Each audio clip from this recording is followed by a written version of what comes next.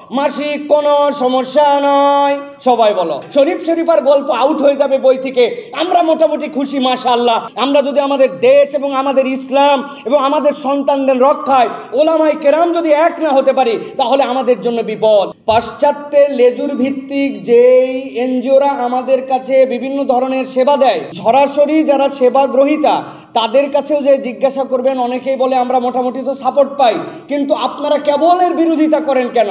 মূল চক্রান্তের জায়গাটা ছিল যে পাশ্চাত্যের লেজুর ভিত্তিক শিক্ষা তৈরি করা এবং উচ্ছৃঙ্খল যৌন ধারণার প্রচার এবং প্রসার, এটা ছিল তাদের হিডেন এজেন্ডা, যেটার বাস্তবায়ন আমরা এখন একদম চক্ষু আমাদের সামনে উন্মোচিত হয়েছে। ক্লাস 6-এ 40 জন ছেলে আছে, 40 জন মেয়ে আছে, সেখানে শেখানো হচ্ছে কি? শেখানো হচ্ছে সবাই মিলে একসাথে বলো, মাসিক কোনো সমস্যা নয়, সবাই বলো। আপনারা বললেন না? আপনারা বললেন না, কিন্তু আপনার আমার সন্তানরা বলতেছে। আমার জিজ্ঞাসা, 40টা ছেলে, সেই ছেলেটা যারা বলতেছে মাসিক কোনো সমস্যা নেই, ওদের মাসিক কি সমস্যা? মেয়েদের কোনো হয় শিখাতে পারেন আপনি, কিন্তু তারা এটা টার্গেটের জায়গা নিছে যে তারা আমাদের লজ্জাশীলতাকে দূর করে দিবে। অবাক হচ্ছেন, 60 বছর বয়সে নানি, 70 বছর দাদি, প্রত্যেক মাসে হয় পিরিয়ড, অথচ তার মাত্র 40টা পিরিয়ডিক্যাল টার্ম ছিল। ব্যাপার কি? 13-14 বছরে পিরিয়ড শুরু হয়েছে, 50 বছর পর আল্লাহ অটোমেটিক বন্ধ করে দিছে। মধ্যের 35 বছর বয়সে উনি 12টা 13টা 14টা বাচ্চা কাচ্চা নিছে, তার দুধ খাওয়ানো, মাতৃত্ব, এইগুলা মিলাই তার লাইফেই 50টা পিরিয়ড। আর এখন 9 বছর 8 বছর 7 বছরের বাচ্চার এখন এই সকল বিকৃত মনা শিক্ষা দেওয়ার কারণে পিরিয়ড শুরু হয়, তারপরে শেখানো হয় 2টি বাচ্চা ভালো, একটা হলে ভালো, না হলে তো আরো ভালো।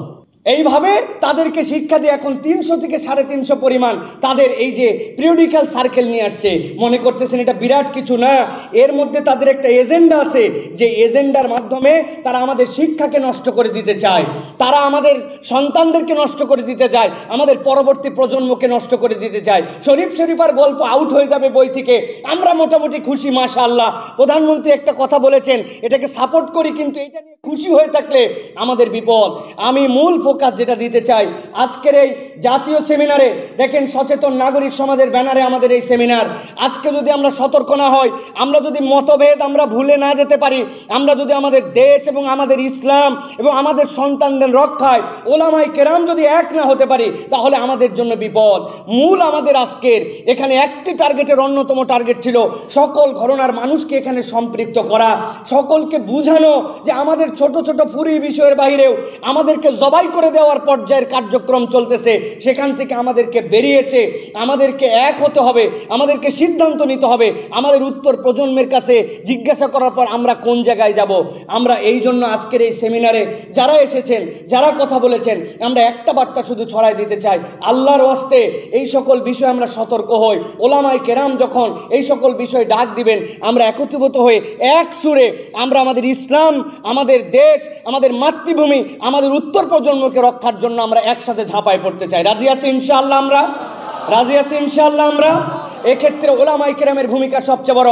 সাধারণ মানুষ তো সবসময় আলেম ওলামার পিছনে ঘোরে, কিন্তু আমরা তো একজন আরেকজনকে খোঁচাখুচি করি। তা আমরা এই খোঁচাখুচি ভুলে আমরা আমাদের এই যে নির্ধারিত ইস্যুগুলোতে আমরা যেন এক হয়ে কাজ করতে পারি। আগামীতে যে কোনো কিছুর ডাক আসলে আমরা যেন সকলে সেটার পিছনে যৌক্তিকভাবে ছুটতে পারি। আল্লাহ যেন আজকের মেহনতকে কবুল করেন, আপনাদের আশা ভরসাকে কবুল করেন। হাযা মা ইনদি ওয়াল ইলমু ইনদাল্লাহ।